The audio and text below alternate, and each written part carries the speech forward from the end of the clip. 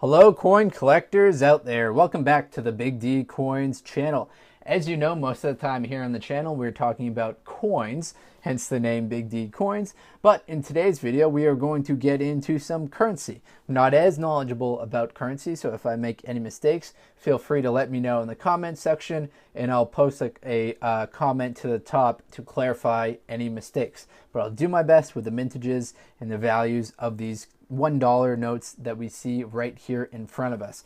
In fact, today's focus is going to be on this one right here. Now, do you notice anything different about this $1 bill that you aren't used to seeing? And the answer is no. I'm not talking about the chunk that's missing over here. This actually greatly decreases the value of the $1 bill, but because of that, many people don't hold on to them.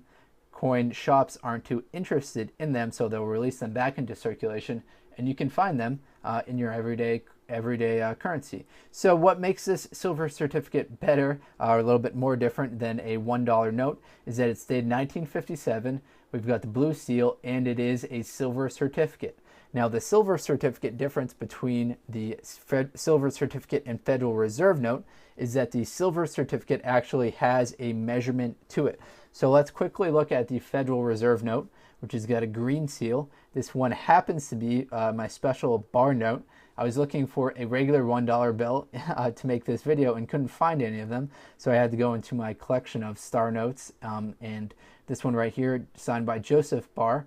It's got a 4 4s in a row. It's a star note, and it's got the Joseph Barr is actually kind of a special signature because he wasn't the Secretary of Treasury for very long, so these ones are a little bit more collectible. But at the top we see Federal Reserve note, and then we see $1 down here at the bottom. The difference between the Federal Reserve note and the silver certificate is that this silver certificate actually has a measurement to it. So that's why people who want to end the Federal Reserve, people who are interested in prepping and hoarding silver and gold and precious metals, like these ones right here. So it says silver certificate at the top. This certifies that there's on deposit in the Treasury of the United States of America. Then go down here to the bottom, $1 in silver payable to the bearer on demand. Now that is special because it has an actual measurement for it. Now the $1 note from the Federal Reserve just says this is a $1 note. It's good for $1. This one right here, it clarifies and said this is a $1 note payable to the bearer on demand, $1 worth of silver. Now, as far as the difference between these two, you have to understand what was happening back in the 1960s. So in March 1964, actually, let me rewind one bit and point out the two dates that we're looking at right here. So we're looking at 1957 and then 1963. 1963 is actually a key date because you could actually still return the silver certificates for silver. Following in 1968, you could no longer do that.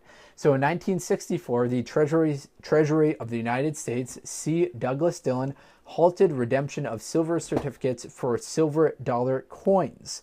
During the following 4 years, silver certificates were redeemable in uncoined silver granulars. So from 1964 until June 24th, 1968, they were still redeemable for silver. However, you couldn't get the actual coinage when you turn them in for silver. You would just kind of get a tube of silver. So you get the physical weight of silver, just not in the coin shape that you could trade easily with other people. And then, however, unfortunately, June 24th, 1968, that's when all silver redemption stopped. So while there are some exceptions, particularly for some very early issues of experimental $1 bills, the vast majority of small size silver certificates, especially non-star notes or war notes of the 1935 and 1957 series, are worth very little to nothing above their face value. Now, you can still sell these on eBay. You might just have to wait a little bit. And if you sell one that has a chunk like this, chances are you would only get $1.50 to $2 worth for your $1 note. You can buy lots of these in $100 actually at coin collecting conferences. So if you come across some silver certificates and you see them quite regularly, my advice is to save up for a lot of 100 and then try and sell them maybe in increments of 10, 50 or 100, and then can actually get a much better return on your investment. Now, what I said when I was describing that these aren't very valuable for the 1935 and the 1957 series, they are more valuable for ones that we have like this one right here.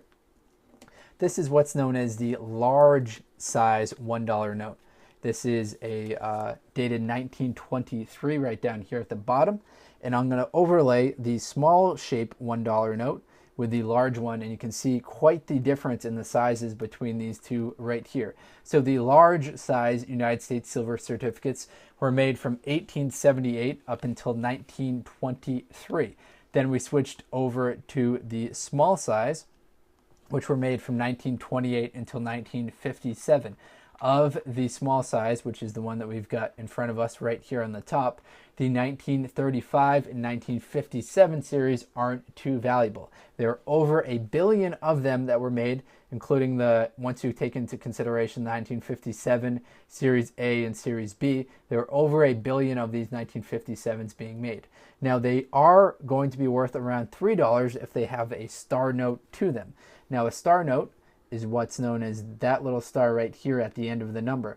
Now, if yours has a star at the end of the number, it could be worth, on average, in circulated condition, about $3.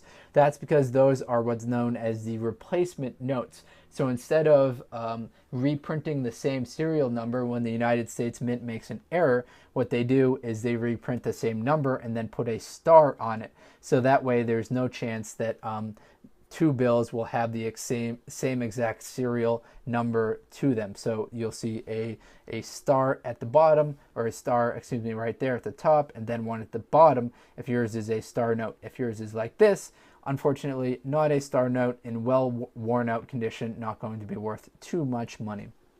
So that's all I've got for today's video. We'll get back to the coins in some of the other videos, but figured you guys would enjoy this kind of sneak peek into currency collecting versus just dollar coins alone. So we've got dollar bills, we've got dollar coins, we've got it all here on the Big D Coins channel. So thanks for watching. Please do subscribe to the channel. Have a great day, everyone, and best of luck coin and currency collecting out there. Enjoy.